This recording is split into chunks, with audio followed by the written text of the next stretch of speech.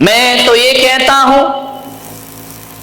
कि पूजा करने वाले हाथों से ज्यादा पवित्र, इबादत करने वाले हाथों से ज्यादा पवित्र सेवा करने वाले हाथ हुआ करते हैं। ध्यान रखिए, किसी की सेवा करना यह भी एक धर्म है। किसी की वैयावृत्त करना यह भी एक धर्म है, क्योंकि जैन शासन में अभी 16 कारण व्रत चल रहे हैं और उसकी एक भावना है वैयावृत्त भावना, जहां पर कहा जाता है कि निस्दिन वैयावृत्त करैया सो निश्चय भवनीर तरैया। जैन दर्शन कहता है जो सेवा का मार्ग अपनाता है, जो परोपकार का मार्ग अपनाता है, परस्पर ग्रहो जीवा नाम का सूत्र सार्थक करता है, वह निश्चय से एक दिन निर्वाण को प्राप्त कर लिया करता है। अरे थाली भर भर के भगवान को अर्घ चढ़ाने वालों, किसी भूखे गरीब की झोपड़ी में एक थाली भोजन भी पहुंचा दिया करो। ध्यान रखिए। अरे माथे पर चंदन का तिलक खींचने वालों, किसी के जख्मों पे मलहम भी लगा दिया करो। और मैं विश्वास दिलाता हूं कि मंदिर का चंदन वो शीतलता नहीं दिला पाएगा जो किसी की जख्म पे मलहम लगाओगे तो शीतलता की प्राप्ति जीवन में हो जाएगी। ध्यान रखना। गमों की आग पे आंसू उबाल कर देखो, गमों की आग पे आंसू उबाल कर देखो, बनेंगे रंग किसी पर भी डाल कर देखो, और तुम्हारे दिल की चुभन जरूर कम होगी। किसी के पांव से कांटा निकाल कर देखो, किसी के पांव से कांटा निकाल कर देखो, किसी की पीड़ा को हरने का प्रयास करिए। अफसोस है कि रुद्राभिषेक करने के लिए, जिनाभिषेक करने के लिए और महाराजों के पैर धोने के लिए हमारे घरों में लोटा भर भर के दूध मिल जाता है, लेकिन पड़ोस में किसी का भूखा बच्चा रो रहा है तो एक गिलास दूध हमारे घर से निकलता नहीं है। ध्यान रखिए। और मैं पुलक सागर कहता हूं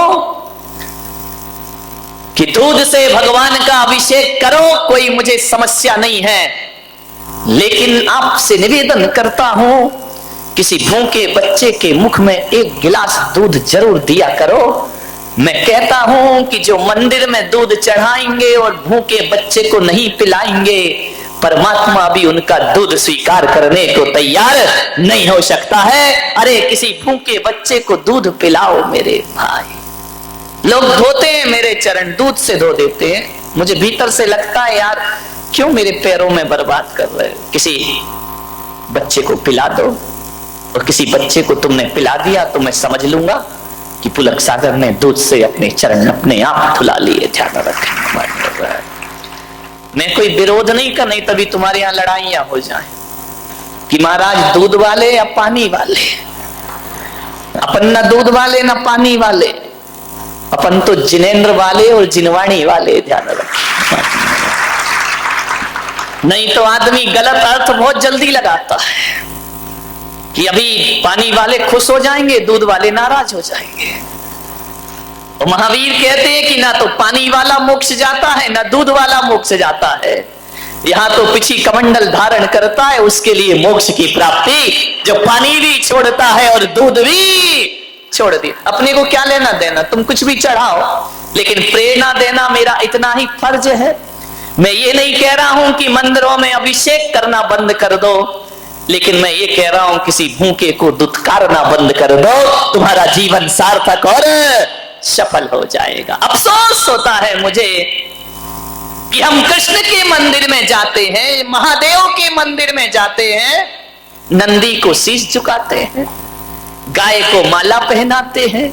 वाह रे इंसान, जिंदा गाय धक्के खाती है, उस संगमरमर की गाय को मेवा चढ़ाते हो, मिष्टान चढ़ाते हो, ये तुम्हारा कोई धर्म हुआ करता है? विचार करिए।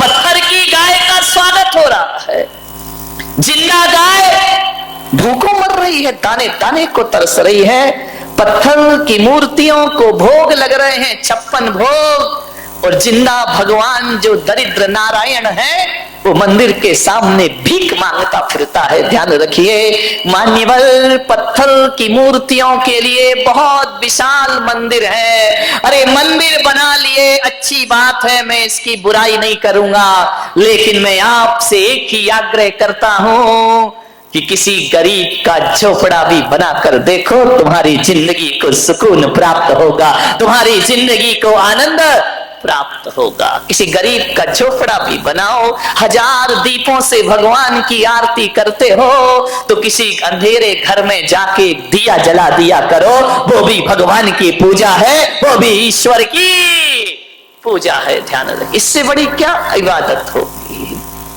इंसान के काम इंसान ना आए तो फिर ये दुनिया जीने के लायक ही ना रहेगी। मेरे भाई, निवेदन है आपसे, अरे जिन्हें दुखी हैं, जो पीड़ित हैं, उनकी बदकिस्मती होगी, लेकिन उनकी बदकिस्मती को देखकर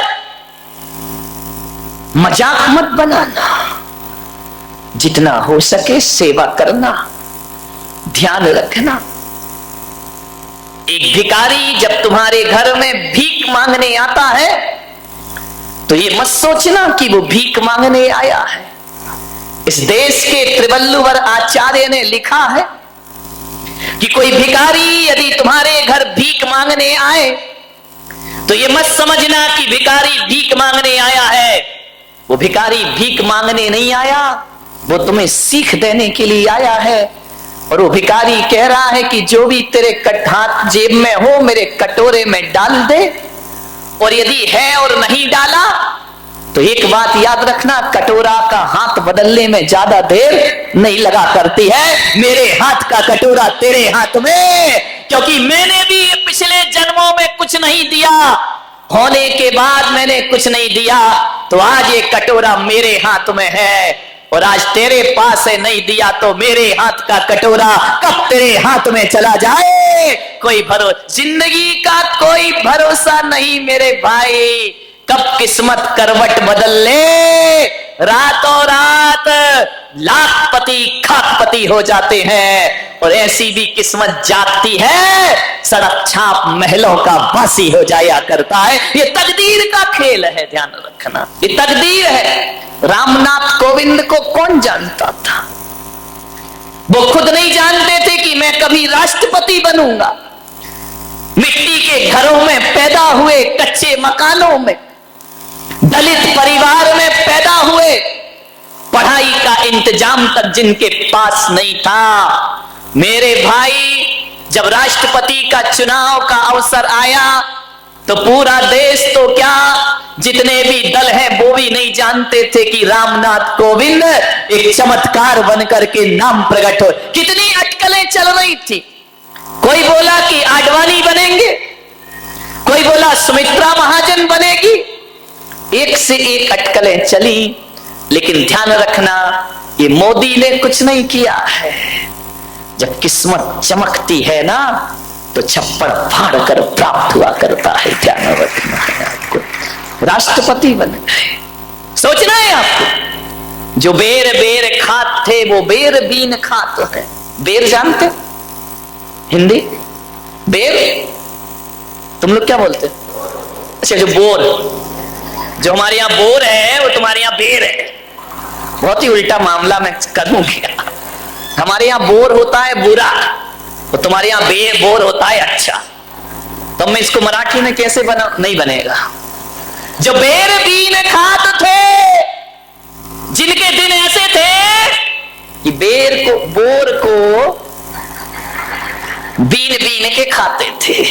जो बेर बीन खाते थे वे बेर बेर खात हैं। बेर बेर यानी बार बार, हिंदी समझाना पड़ेगी मुझे। जो बेर बीन खात थे वो बेर बेर खात है। जो बेर बेर खात थे वे बेर बीन खाते। तकदीर का कोई भरोसा नहीं। कल तक जो बेर बीन बीन के खाते थे आज उन बार बार खाते हैं। कल जो बार बार खाते थे आज बेर बीन बीन कर का तकदीर का कोई ठिकाना नहीं, कब किस्मत पलट जाए और किस्मत ऐसे खूबसूरत मोड़ पे धोखा देती है। अब देखो ना देश के हालात, अब आडवाणी की किस्मत में नहीं है तो नहीं है, अब क्या करोगे तुम, क्या कर सकते हो? ना पीएम बन पाए, थोड़ी आस थी कि राष्ट्रपति बन जाएंगे, उन्हें क्या मालूम था इसी समय फाइल खुल जाएगी। विचार करिए, सोचना है आपको। अब नहीं है तकदीर में तो नहीं है। लोग बोलते हैं कि सोनिया का बड़ा त्याग है, जीतने के बाद भी मनमोहन को मुख्यमंत्री प्रधानमंत्री बना दिया। अरे काय का त्याग मेरे भाई, पहले के जमाने में कहा जाता था मजबूरी का नाम महात्मा गांधी, अब कहा जाता है मजबूरी का नाम सोनिया गांधी। क्या करोगे, बदलेगी परिभाषाएं, ये तकदीर के खेल है मेरे भाई। सोच लेना, जिंदगी को समझना, आज सब कुछ है कल कुछ ना रहेगा। आप देख रहे हैं ना, मैंने एक दिन और बताया था, रेमंड्स ग्रुप के मालिक, रोज अखबारों में आ रहा है दर दर की, तो इस कलयुग का, अभी का, प्रेजेंट का उदाहरण है। अपनी बुलंदियों पर इतना नाज मत करो, अपनी बुलंदियों पर इतना नाज मत करो। हमने तो आसमान से सितारों को गिरते देखा है, ध्यान रखिए। आसमान के सितारे भी एक दिन जमीन पर आ जाते हैं। ए माटी के पुतले ना इतरा के चल, तेरे जीवन का कोई भरोसा नहीं, बूंद पानी के पड़ते ही गल जाएगा, कच्चे बर्तन का कोई किस पर अकड़ क्या है तुम्हारे पास जो अकड़े अकड़े घूमते हो? क्या है बताइए, क्या है अपने पास? टाटा बिरला रिलायंस को देखोगे ना तो उनकी चपरासी की भी हैसियत नहीं है अपनी, ध्यान रखना। अकड़ ऐसी है कि हे भगवान, कि रामनाथ कोविंद के पिताजी हम ही हो जैसे धरती पर। विचार करिए, क्या है हमारे पास? ठीक रे, कुछ नहीं है, ध्यान रखना। बहुत अपने बाप पड़े इस धरती पर, सेवा करो।